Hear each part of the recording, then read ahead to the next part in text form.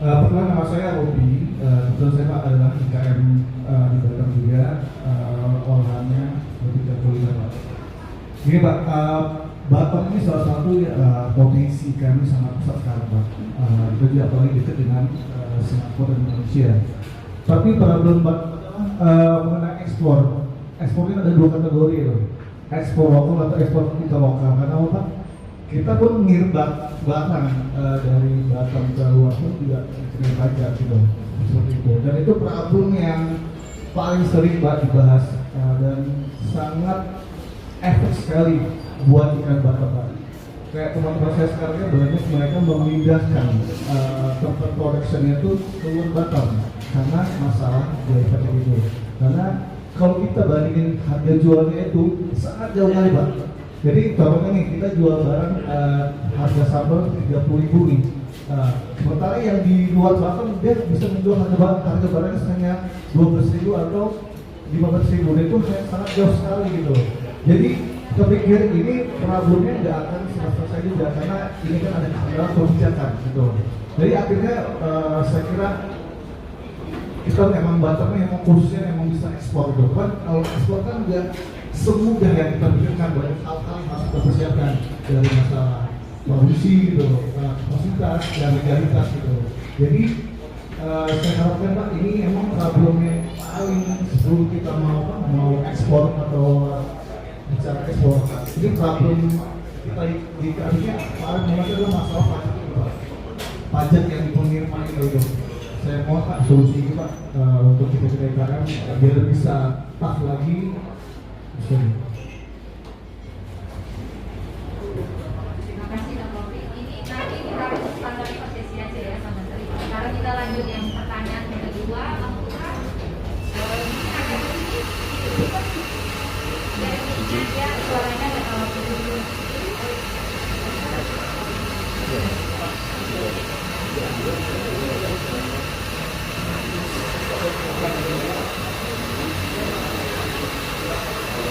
Assalamualaikum warahmatullahi wabarakatuh. Salam sejahtera untuk kita semua. Terima kasih buat waktu yang diluangkan oleh jajarannya. Perkenalkan, nama saya Nitro Genius Putra. Jadi saya praktisi pelaku UMKM di bidang komoditas pertanian, Pak. Jadi kalau bicara tentang industri kreatif, kami ini merasa kami di kasta terbawah. Pertanian itu apa sih yang bisa kreatif gitu. Jadi kira-kira tapi ada keresahan yang timbul di situ. Kami mau kemana? Setelah hanya membawa barang komoditas pertanian dari beberapa provinsi habis di Batam. Sedangkan jumlah yang masuk ke Batam menurut data BPS itu hampir 9.000 ton per bulan sayur mayur dari beberapa daerah. Jadi mungkin kami mohon pendapat, mungkin masukan atau bahkan mungkin ada program real di daerah lain yang terkait dengan hal ini supaya kami juga bisa naik kelas Pak. Ya UMKM pertanian ini, pedagang-pedagang ini mungkin seperti trading hub yang mungkin Batam ini nanti tidak menjadi produsen tetapi bisa ada produk turunan misal ya atau added value yang kami bisa lakukan atau ada daerah yang sudah melakukan karena kembali lagi lokasi geografisnya sangat memungkinkan untuk itu. Jadi itu kira-kira pertanyaannya supaya kami pun di area ini merasa bahwa kami juga punya kesempatan yang kelas Pak. Tidak hanya pedagang bawa barang dari Sumatera Utara, Sumatera Barat, Jawa Barat habis jual sudah hanya di Batam atau ke pulau-pulau berikutnya, tapi tidak punya kesempatan untuk yang lebih besar gitu. Kembali lagi mungkin ada kata ekspor dan lain-lain, kami juga butuh masukan, butuh arahan di situ. Kira-kira itu pertanyaan. Terima kasih Pak. Terima kasih Bang Putra. Jadi mungkin sedikit konklusi yang perlu kita jajaki bagaimana kita bersinergi mungkin yang Bintan, yang Tanjung Pinang, yang kita sehingga bisa mengkonkretkan industri pengolahan yang datang yang bisa nantinya berskala ya mungkin lebih kurang seperti itu ya. Nah jadi karena raw material saya di Batam ini kalau kita bicara UMKM yang kecil ini memang agak challenging karena raw material kita mahal secara istilahnya HPP-nya aja udah mahal ya, boro-boro bersaing kan istilahnya gitu kan. Karena kita itu bukan titik kekuatan Batam gitu. Nah jadi bagaimana kita highlight sama-sama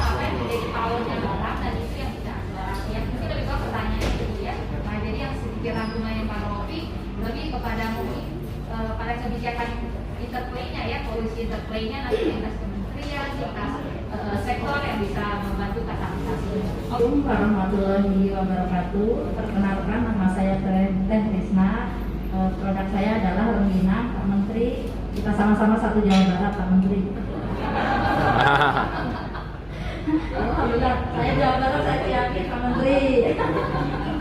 Ini Pak Menteri, yang ingin saya kenalkan adalah produk saya rengginang, produk tradisional, produk kampungan. Tapi alhamdulillah di Batam sudah bisa go public, seluruh pasar tradisional di Kota Batam sudah alhamdulillah terjangkau, dan alhamdulillah kita juga sudah continue ke negeri seberang sebulan 2 kali 60 kilo. Just tip tapi Pak, jadi belum bisa sendiri. Mudah-mudahan dengan kedatangannya Pak Menteri menjadi support kita semua ya, para UMKM makin semangat melebarkan sayapnya ke negeri seberang. Mungkin itu aja yang ingin saya sampaikan, dan pertanyaannya mudah-mudahan kita bisa nggak just tip lagi, nggak hand carry lagi, gimana caranya bisa berjalan sendiri ke Singapura tanpa just tip lagi. Pak UMKM, terima kasih banyak supportnya. Selalu ada apa ya? Pelatihan. Kadis sudah setia menemani Pak Kadis.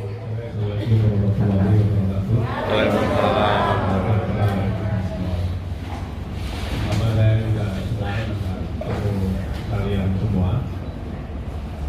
Saya melihat komunitas kreatif itu untuk UMKM itu sangat penting. Karena ini apalagi kami sudah memutuskan, yang saya sering ngomong sekali-kali, kekuatan UMKM kita itu pasti dibagi dua. Satu yang produk yang berbasis kreativitas, ya, custom produk dan bukan mass production, ya. Yang kedua yang berbasis teknologi, inovasi teknologi. Kedua-duanya itu perlu ada komunitas kreatif untuk menjadi movement manager. Sebenarnya kelihatannya kita sangat kaya dengan akar budaya seni kita, ini kan sangat kaya. Budaya terbanyak di dunia itu ada di Indonesia, tidak ada lagi. Ya, dari mulai Aceh sampai Papua itu itulah saya juga mulai satu berempat untuk kaitan. Jadi teman-teman kreatif ini di mana-mana menjadi penggerak ekonomi kita. Apalagi inovasi teknologi sekarang, teknologi digital itu sekarang sudah satu keniscayaan. Kita juga harus siap-siap masuk ke disrupsi ketiga ya, disrupsi digital ketiga dari Web 2 ke Web 3. Dan akan banyak UMKM konvensional akan hilang. Kita sudah jadi, terima kasih. Teman-teman sudah memberikan kontribusi selama ini untuk ekonomi Indonesia yang berlaku. Nah, tadi saya ada beberapa, ini saya nanti Pak Wimar juga punya pengalaman bagaimana SNESCO menjadi sayap dagang UMKM, salah satunya untuk ekspor. Dan kita banyak bantu juga dan ekspor kopi yang jumlahnya kecil ke Singapura dari berbagai daerah. Saya sudah coba pelajari, karena antara Singapura kan Batam itu menjadi bagian dari ekosistem ekonominya Singapura. Itu dulu yang kita harus paham. Kayak kita bisa merencanakan komoditi atau produk itu apa. Yang kedua, sepertinya agak beda turis yang datang ke Batam dengan yang Bali. Ini kan di sini seperti rumah peristirahatan orang Singapura kan, Sabtu sampai Minggu kali itu kan berbeda. Jadi sepertinya kita harus jadi pasar atau market yang orang kesini belanja makan, belanja keperluan mereka seminggu, balik lagi di sini lebih murah, lebih variatif dan lain-lain. Nah, jadi mungkin dari situ kita bisa ada pola, ada peta ke depannya untuk bisa kita jadikan sebagai satu unggulan produk. Kali misalnya saya produk-produk petani yang groceries ya, selain oleh-oleh, kue dan sebagainya, itu bisa. Walaupun saya tadinya lagi mau berpikir Singapura kayak Batam ini jadi hub untuk ekspor ke luar, karena Singapura juga menjadi pemain utama untuk re-ekspor. Ikan hias juga terbesarnya asal dari Singapura. Nah, pasti kan re-ekspor. Jadi kita bisa menggunakan bukan hanya ikan hias, rotan, ekspor rotan terbesar juga Singapura. Rotannya di mana? Jadi bisa kita jadikan juga mitra.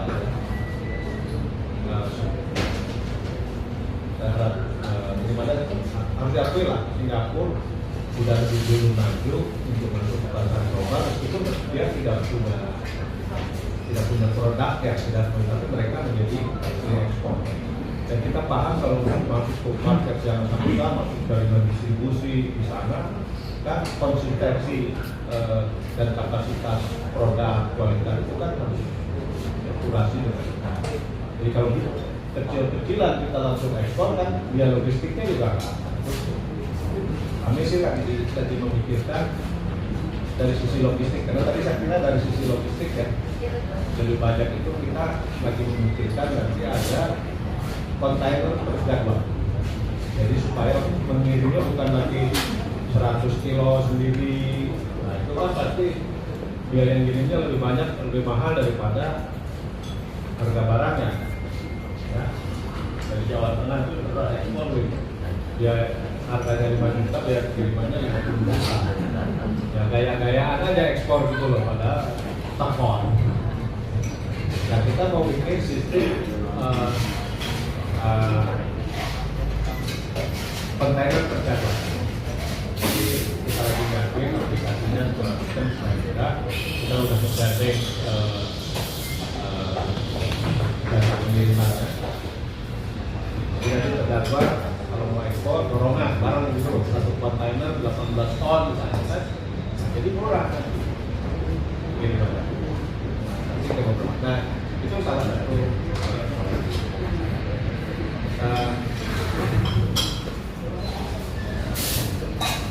Kita mulai tadi dengan karakteristik Singapura, Batam sebagai bagian dari ekosistem Singapura, Malaysia, Thailand. Nah, Pak, tadi yang modelnya justru harus semakin banyak kita menyelenggarakan event yang bisa mendatangkan orang dari Singapura, orang dari Malaysia, orang dari Thailand, orang Kamboja ke sini. Nah, sehingga tradingnya ya, meningkat. Tidak harus tenteng-tenteng kita ke sana, kita tarik orangnya ke sini, jadi hotelnya bertempat. Dan yang paling bagus itu adalah Kabupaten Banyuwangi. Ya. Banyuwangi itu 1 tahun itu ada sekitar 160 event. Jadi per 2 hari ada event. Sampai ada event lomba kebersihan toilet. Bukan dari yang gede, dari ada mereka kan punya 4 turis area destinasi yang mereka jual. Ijen dengan kedua kita ada Blue Fire. Nah itu mereka mengklaim di dunia cuma ada 2 api dari alam yang warnanya biru. Di yang tadi ini kan ada di Banyuwangi dan di Kanada. Kuat banget itu tuh. Story lainnya itu ya. Lalu mereka juara Taman Nasional Baluran ya. Terus Baluran. lagi ada pantai yang tempat surfing kelas dunia di dunia juga. Lagi jadi mereka yang banyak sekali orang datang, turis besar sekali yang ke sana. Catatan BI waktu itu sudah sampai 5,8 juta setahun. Ya. Saya nggak, makanya tahu Batam berapa? Saya kira salah mas. Sama Banyuwangi, karena Banyuwangi bentuknya kan turis dari Bali tidak ke Banyuwangi juga. Jadi mungkin event-event yang bisa menarik orang datang ke sini. Ya. Tendengannya nanti kan, mulai dari apa? Oleh-oleh, kotanya, segala macam. Nah ini bagian dari strategi ya. Yang kita lakukan. Saya untuk di ya. Itu kita lakukan. Nah kalau tadi soal tadi seperti bea masuk pajak, nanti saya mau bahas Agustus dengan Kementerian Keuangan dan Perdagangan. Karena setahu saya memang dulu belum berhasil.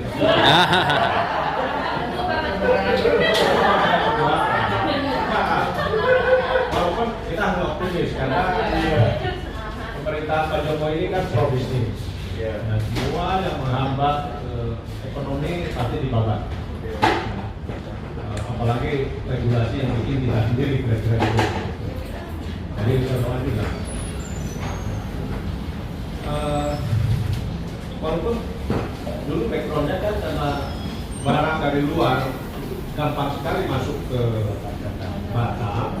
Nah, jangan sampai ini menjadi pintu untuk masuk ke market Indonesia yang nanti juga akan mukul produk lokal, sehingga ada kemungkinan itu kira-kira ini ya. Tapi kan jangan dibawa-bawa UMKM kan gitu. Mestinya produk UMKM-nya yang memang bukan barang dari luar, meskipun bahan baku dari Batam ada di masalah industri masalah. Tapi itu nanti saya akan bicarakan. Nah, maka tadi yang komunitas pertanian ini kita harus perkuat. Ini ada ahlinya. Nah, kita harus ke Singapura kita ini koperasi-koperasi yang kita bina udah ekspor ya, ekspor yang kita kirim apa? Buncis Pak. Buncis Kenya, tapi buatan Purbalingga. Masuk Singapura. Ada. Tapi cerita ya sedikit. Itu tadi kalau misalnya karakteristiknya turisnya orang sekedar belanja akhir pekan ke sini, kita sediain justru produk-produk browseri.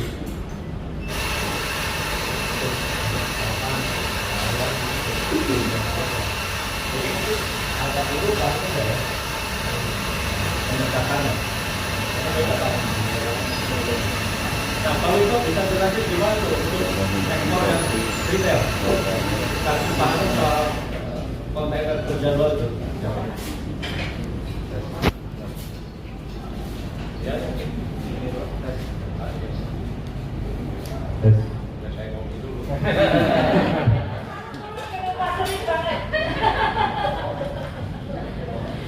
Aman Pak, ini produksinya di rumahnya luar biasa. Saya mengikuti prosesnya Pak. Iya, amazing. Selain pakai matahari, kita sudah punya oven Pak. Menariknya, iya. Oke, nanti kita ngomong lagi nanya. Jadi begini nih, sebenarnya ini satu rangkaian nih UKM yang di sini Bapak Ibu sekalian kemarin apa yang disampaikan Pak Menteri, ini ada satu rangkaian yang mumpung sekarang pandemi udah mulai ini dari Otorita Batam dari sini bikin event yang tadi sampaikan seperti Banyuwangi, sehingga kan kelompok-kelompok UKM ini gitu kan akan bisa memunculkan produk-produknya gitu kan. Nah, disinilah peran nanti dari pemerintah daerah melalui dinasnya itu mengkonsolidasi jadi UKM-UKM itu untuk jadi satu kekuatan sehingga LPDB bisa mensupport secara pembiayaannya melalui koperasinya itu, sehingga UKM-UKM ini mempunyai satu kekuatan lah untuk menghadapi market. Karena menurut saya ini ke depan nih potensi market di Batam ini luar biasa. Begitu ini border udah dibuka semuanya, Batam sudah mulai program-program, pasti orang balik lagi ke Batam gitu. Dan itu pasti barang-barang UKM akan laku. Cuman ya itu supaya tadi Pak Menteri bilang nggak usah kita yang nenteng-nenteng kemana-mana, cukup orang yang luar datang ke sini yang nenteng gitu. Tapi otomatis kan kemasan, kualitasnya juga. Tadi juga disinggung masalah pertanian. Pertanian kan sebenarnya secara demografi kan di sini juga susah untuk memproduksi satu hasil pertanian yang bagus, kecuali di daerah Jawa. Itu sebenarnya sih ya memang ini kota dagang gitu. Datangin aja ke sini begitu ada event-event yang banyak, pasti kan makan itu perlu, orang pasti ke sini makan gitu. Kalau bisa kan banyak company di Singapura, Malaysia gitu ya. Kalau bisa meeting RUPS apa aja itu di sini gitu. Di sini UKM yang bisa, apalagi Pak Menteri kemarin bilang ada rumah untuk UKM gitu kan. Jadi sentra-sentra ini lagi kan Batam juga sekarang udah bagus ini infrastrukturnya semuanya. Jadi masuk situ aja. Jadi kalau pertanian mau kita produk pertanian yang ini biar aja hotel yang masak gitu sebenarnya sih. Kalau tapi raw materialnya itu bisa datangkan dari Jawa, daripada orang Singapura makan buncis kayaknya yang dari Purwakarta di Jawa Tengah dikirim ke Singapura gitu kan. Nah orang Singapurnya makannya di sini gitu. Added value-nya ada di Batam gitu sih. Beberapa sayuran itu harus datangin dari sana gitu. Tinggal kita kemasannya aja dan orang luar yang makan di sini gitu. Daripada kita nenteng-nenteng sendiri gitu ke sana. Operasinya yang nanti di sini terhimpun kan, operasinya di sini, operasi yang di sana nanti kerjasama bisa mensuplai. Gitu. Di Jawa Pak? Iya, di Jawa Pak. Itu sih Pak Menteri yang bisa disampaikan. Jadi pesan saya tetap semangat karena ekonomi akan naik lagi terutama ada blok. Terima kasih. Jadi kalau saya kembali lagi ya, jadi kita ngedatangin ya, bikin berbagai event, orang datang ke sini. Contoh misalnya begini, pernah dengar nggak yang Jember Carnaval Festival? Festival. Karnival. Itu kan menggeser kalender dunia di Berlin. Padahal udah pernah ke Jember nggak? Itu kan biasa-biasa. Antri, ya. Bandaranya juga nggak ada. Bandara kecil, bukan dunia, bukan internasional, besar gitu. Menurut saya mungkin nanti kita bisa bikin juga. Kalau mau garap misalnya asalnya Malaysia, Brunei misalnya ya, Singapura, misalnya di sini bikin misalnya Muslim fashion, masih ya tidak harus kita kirim pulang dari seluruh Indonesia ke sini. Tapi kan oleh-olehnya kan beliau di sini, selatan seminggu atau misalnya seperti di Thailand ada pasar buah-buahan sayur dicak-cak. Di sini kan bisa gitu. Itu pasti orang kota. Ada senang. Di akhir pekan kan, itu setiap minggu ada. Jadi menurut saya mungkin itu yang event itu atau kuliner Nusantara kan kali ini bukan Aceh, terus mana daerah-daerah lain. Jadi tiap minggu tuh ada yang baru. Jadi event sebenarnya itu kita komunitas, kan? Komunitas kerjasama dengan PHRI, kerjasama dengan perbankan, kita coba ya. Kita juga Smeko lah ya. Tadi dengan Smeko ya, kita rancang ya.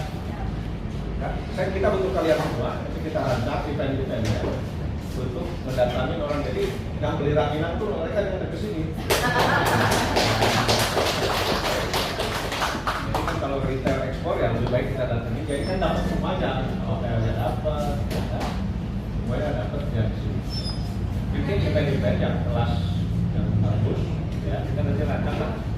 Sampai kita karena tadi ini jadi hub barat kan, ya jadi hub barat.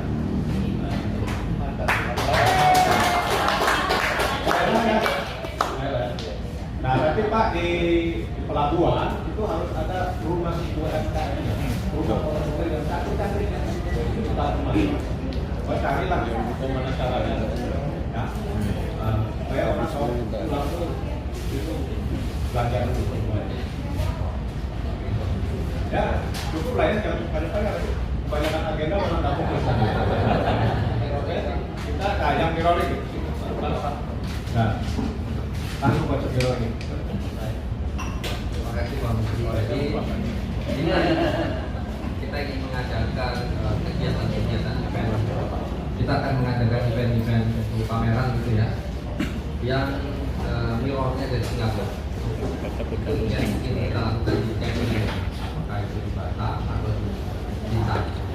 Jadi kalau misalnya ada pameran kopi, kita bikin juga pameran kopi. Jadi pengunjungnya kan kita suka nih, bisa dalam satu perjalanan bisa mengikuti dua pameran di Singapura dan di Batam. Nah kita tentunya nanti kita bikin pembeda juga. Kalau misalnya internasional apa namanya festival kopi di sana, kita bikin yang khusus mungkin artisan. Kita produknya kan banyak. Kalau misalnya ada pameran apa namanya busana itu ya itu kita mungkin bikin pameran apa namanya pameran busana yang modern pakai muslim gitu ya, dan lebih modern. Nah itu pembeda. Jadi kita harapkan pengunjungnya tadi yang bilang dari sana saja ada dengan mereka bisa mengunjungi dua tempat sekaligus. Tema yang akan berbeda. Kurang lebih itu di Singapura itu 1 tahun ada 155 event. Ya kalau ada beberapa. Iya. Nah itu nanti kita nah ini butuh partisipasi Bapak Ibu sekalian karena kan nggak bisa kalau mengumpul semua. Ya bisa kita sebagai apa namanya katalisator. Ya. Tapi udahnya harus kemudian Pak Menteri. Terima kasih banyak. Ini saya rasa lebih kurang dari 3 pertanyaan tadi kita mendapatkan jawaban. Syaratnya menetap, jadi tidak pindah-pindah. Kalau usaha mikro kan rata-rata pindah-pindah ya, itu akan kita data. Pada saat kita punya data itu semua, pemerintah akan tahu di mana Bapak Ibu ini berada, seperti apa usaha Bapak Ibu ini sekalian, bagaimana proses produksinya.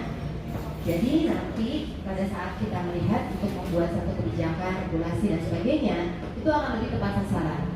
Termasuk tadi yang Bapak sampaikan. Jadi pada saatnya nanti 70.000 pelaku UMKM di Batam ini sudah akan terdata dengan baik. Nah harapannya akhir tahun mudah-mudahan sudah bisa kita rilis datanya untuk seluruh Indonesia. Ya. Kalau dia cari tadi apa Pinang, langsung ke Batam. Nah kita begini kan, kita mau dibantu ya Bapak Ibu sekalian terus membuat katalog tadi. Terus yang kedua Bapak Ibu sekalian. Jadi kalau saya lihat tadi kan kita bicara mengenai teknologi. Ini kalau kita lihatnya dari sisi peluang Bapak Ibu sekalian. Sekarang itu peluang semua orang menjadi sama, gitu. Baik di Batam, di mana-mana peluang utama ini untuk bisa apa namanya dapat peluang buat regulasi. Jadi itu sebuah peluang menurut saya. Jadi Bapak Ibu sekalian bisa komplit di situ. Nah, mengenai inisiatif, karena tentunya inisiatifnya begitu banyak dalam teknologi ini, peluangnya begitu banyak. Jadi kita justru ini masukkan dari Bapak Ibu inisiatifnya, kita support pemerintah bisa.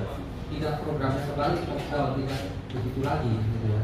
Jadi Bapak Ibu sekalian yang bergabung membuat inisiatif, kita support. Kalau ada hambatan-hambatan ya kita akan selesaikan, gitu ya. Tapi intinya bahwa inisiatif itu tidak lagi dari top down, gitu ya. Karena Bapak Ibu sekalian pelaku yang begitu memahami dinamikanya seperti ini. Ya. Jadi kita ini justru usulan tadi bottom up, nanti kita support. Terus kemudian juga tadi banyak inisiatif yang bisa kita lakukan, baik ada jasa pemerintah atau kita masukkan dalam ekosistem yang sedang kita bangun ya. Terus yang berikutnya saya pikir Singapura ini punya peluang besar, kan Batam ini punya peluang besar. Kalau biasanya kita ngalami kan brain itu kan keluar. Kalau bisa dari Singapura masuk ke sini brain kita gunakan di Indonesia. Kan ini sangat dekat. Singapura ini teknologinya cukup bagus. Terus itu kan salah satu pusat teknologi. Mereka punya juga science park yang hebat ya. Nah ini kan sebenarnya kedekatan ya. Kalau saya pikir karena lebih dekat Batam daripada Jakarta ke Singapura, pusat teknologi. Mestinya Batam ini bisa lebih dulu dari daerah Jawa, sama Batam. Masukan banyak dari teman-teman. Tadi kita sudah bahas panjang lebar. Nah, yang diperlukan kita bikin rencana kerja bersama. Nah, saya minta mungkin teman-teman komunitas kreatif JCN di sini kita dengan pemerintah kota dan provinsi, jadi bersama-sama kita merumuskan tadi untuk bagaimana mengimplementasikan konsep kita tentang Batam sebagai barat untuk UMKM global. Nah, teman-teman, tadi kan kita mau menggarap bagaimana orang Singapura yang menjadikan Batam menjadi tempat istirahat mereka di akhir pekan, makan, belajar. Nah, teman-teman paling nanti kan bisa tahu kira-kira apa saja ya, barang, komoditi atau yang mereka butuhkan kita siapkan. Jadi Batam ini nggak usah ngomong soal produksi dan bahan baku Pak, karena nanti di Batam itu kan proses trading ya. Kalau misalnya batik di sini bikin mahal, ya udah orang Batam punya brandnya aja, punya brand R&D desainnya segala macam, bikinnya Pekalongan aja. Murah. Nah, sekarang juga sama kan, Adidas di Jerman dibikinnya kan bintang. Dia riset salah. Kita harus jalan, oke itu tidak perlu di Batam gitu ya kan. Nah, tukang tanya kan tuh kelihatan dari emas sedikit itu tukang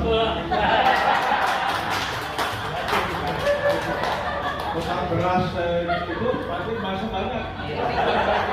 Karena ini ya itu.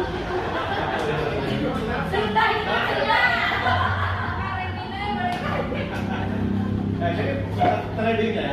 Nah, karena itu tadi event apa? Ya kita sama event kita pikirkan event apa yang kita bisa menarik pengunjung. Saya garap dua aja dulu mungkin ya.